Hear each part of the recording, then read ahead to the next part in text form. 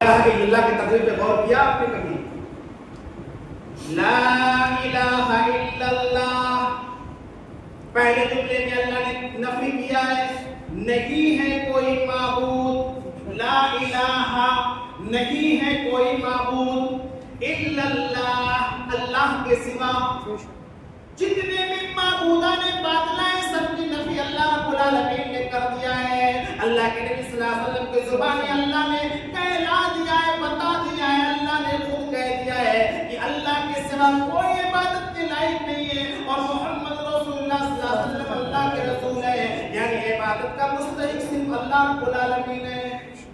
تو بتانے کا مقصد پیارے مسلمانوں، توحید کو آپ نے پیش کیا تو آپ صلی اللہ علیہ وسلم کے سامنے بہت ساری مشکلیں آئیں اور آپ نے سارے مشکلات کو برداشت کیا اور آپ نے اسلام کی مشن کو جاری رکھا۔ اللہ کے نبی صلی اللہ علیہ وسلم توحید کی بات بتا رہے ہیں، کلمے کی دعوت دے رہے ہیں، مشرکین کا ایک قافلہ آتا ہے، قریش کا ایک قافلہ آتا ہے، کس کے پاس آتا ہے؟ ابو طالب کے پاس آتا ہے۔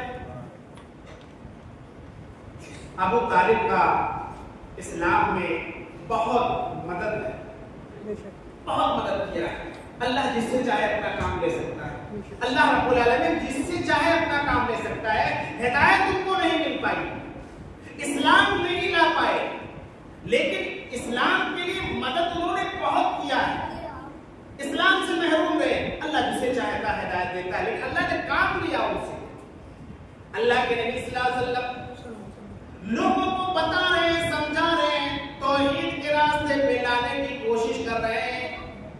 قریش کا ایک قافلہ آتا کہتا ہے ابو طالب اپنے بھتیجے کو ذرا سمجھا لیجیے، آپ ہمارے درمیان بڑے ہی معزز ہیں، بڑے محترم ہیں، آپ کی ہم بڑی عزت کرتے ہیں، آپ عمر والے بھی ہیں، آپ کی عمر بھی ہو چکی ہے، یعنی آپ ضعیف بھی ہو چکے ہیں اور ہم آپ کی بڑی عزت و تکریم کرنے والے ہیں۔ آپ کا بھتیجا تو ہمارے معبودوں کو برا بھلا کہتا ہے۔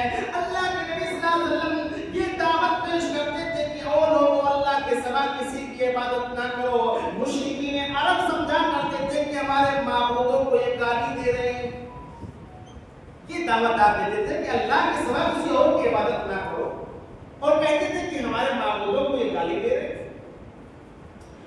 قریش کا قافلہ آتا ہے ابو طالب کے پاس، کہا آپ بھی قتل کر دیے جاؤ گے اور تمہارا بھتیجا بھی قتل کر دیا جائے گا، دونوں میں سے کوئی ایک قتل کر دیا جائے گا۔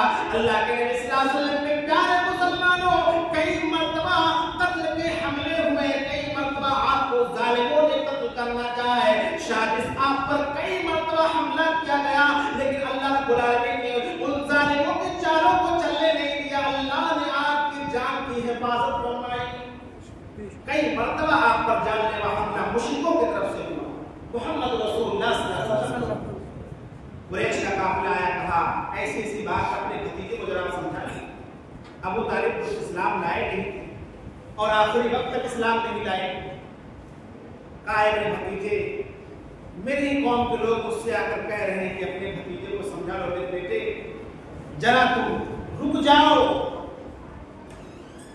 تھوڑا پیچھے ہٹنے لگے ابو طالب، اے میرے بھتیجے، میری عزت اور میری وقار جو سماج میں بنی ہوئی ہے، معاشرے میں بنی ہوئی، گھٹتی ہوئی نظر آ رہی ہے، اے میرے بھتیجے ذرا تم اپنے آپ کو سنبھال لو، یہ قوم کے لوگ آپ کے بارے میں شکایت کر رہے ہیں میرے بھتیجے۔ اللہ کے نبی صلی اللہ علیہ وسلم نے کہا آپ اس جملے پہ غور کرو پیارے مسلمانوں، اس جملے پہ غور کرو، یہ ہے توحید اور محمد رسول اللہ صلی اللہ علیہ وسلم اکیلے تنہے تنہا، دنیا میں کوئی سہارا نہیں، بلکہ آپ کے والد محترم بھی اللہ کے پیارے ہو چکے ہیں، آپ کی والدہ بھی اللہ کی پیاری ہو چکی۔ بتانے کا مقصد یہ ہے کہ آپ نے توحید کے پرچم کو کس طریقے سے لہرایا۔ آپ کے چچا آپ کے ساتھ میں ہیں، آپ کو اپنے چچا سے سہارا تھا کہ ہمارے چچا ہمارے ساتھ رہیں گے، لیکن ایسے وقت میں جب قریش کا قافلہ وفد آیا کہ اپنے بھتیجے کو آپ سمجھا لیجیے، تو کہہ رہے ہیں میرے بھتیجے ذرا آرام سے کام کریے، مجھ پر شکایت آ رہی ہے۔ اپنے قدم کو پیچھے ہٹتے نظر آئے ابو طالب۔ اللہ کے نبی صلی اللہ علیہ وسلم نے کہا ہے میرے چچا جان، یہ مشرکین عرب میرے داہنے ہاتھ پر سورج ملا کر رکھ دے.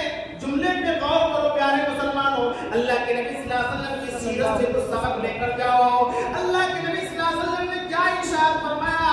یہ مشرکین عرب اگر میرے داہنے ہاتھ پر سورج ملا کر رکھ دے اور الٹے ہاتھ پر چاند ملا کر رکھ دے تو اے میرے چچا جان میں اللہ کی دعوت سے باز نہیں آ سکتا, اللہ کی توحید کو پھیلانے سے باز نہیں آ سکتا. اللہ کے نبی صلی اللہ علیہ وسلم کے آنکھوں میں آنسو جاری ہو گئے کہ چچا سے ہمیں امید تھی میرا ساتھ دیں گے.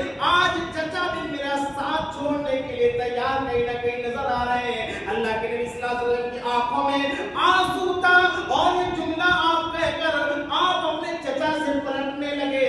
اتنے میں چچا نے بلایا, ابو طالب نے بلایا, اے میرے بھتیجے آ میرے پاس آ جا, جا کچھ بھی آج کے بعد تو کر, جو بھی تعلیم دے ہم تیرے ساتھ کھڑے ہیں.